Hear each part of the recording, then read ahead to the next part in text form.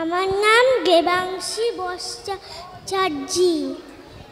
আমি একটা কবিতা বলবো। কবি গুরু রবীন্দ্রনাথ ঠাকুরের লেখা।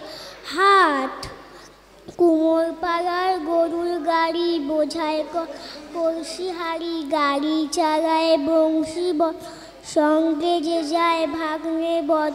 হাট বসেছে শুক্রবার বক্সিগঞ্জে পদ্মা পাড়ে, জিনিসপত্র জুটি এনে গ্রামের মানুষ বেচে কেনে। উচ্ছে বেগুন পটল মূলো বেতের বোন ধামাকুড়ো সরষে ছোড়া ময়দা শীতের এবার নকশা কাটা ঝাঁঝরি কলা বেরিয়ে হাঁটা থেকে সস্তা ঠাটা কলসি এখো গুড়ে মাছি যত বেলায় খড়ে গাটি নৌকো আনলো ঘাটে চাষি মেয়ে অন্ধকানাই পথের পরে গান শুনিয়ে ভিক্ষে পাড়া ছেড়ে সানের ঘাটে জল ছিটিয়ে সাঁতার কাটে। নমস্কার।